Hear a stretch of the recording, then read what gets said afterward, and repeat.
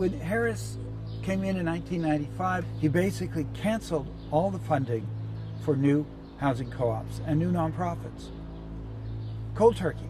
The result is that not just that the waiting lists skyrocketed because there's no longer any new supply, but also we had suddenly discovered there was a homeless problem because there's no longer any housing being built.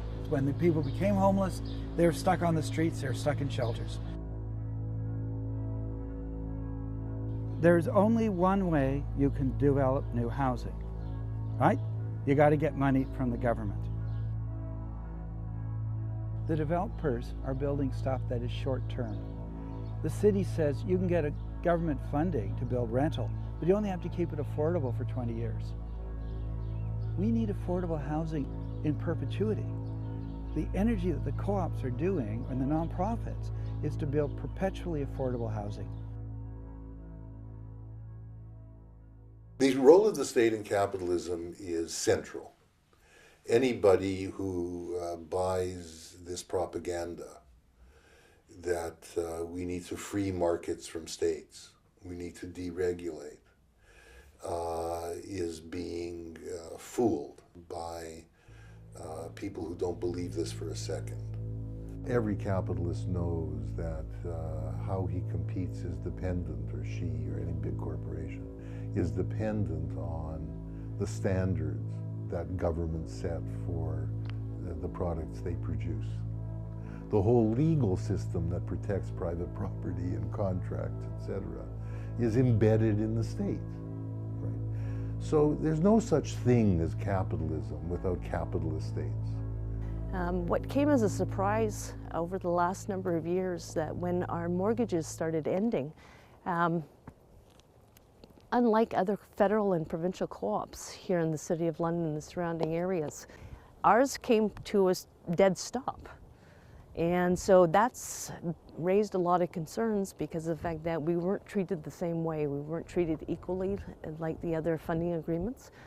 Unlike other cooperatives, if we achieved the savings under our housing and mortgaging agreement, any surpluses had to go back to Canada Mortgage and Housing Corporation.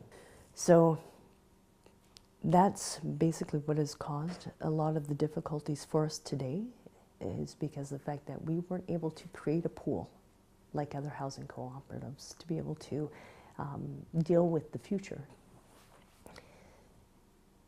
For me, it's a personal one because I live in one of the phases that has been directly impacted by the first cuts. We don't want to see our families going out there onto the streets.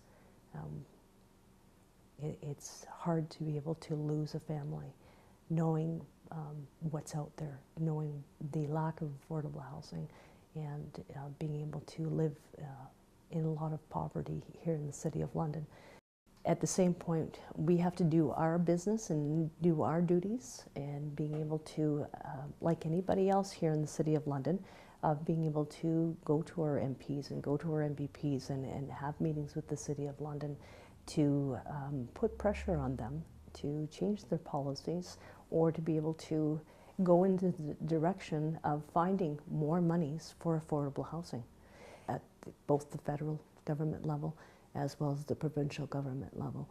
I think they really have to address the poverty issue, and the way that they're going to address the poverty issue is get back into the affordable housing business again.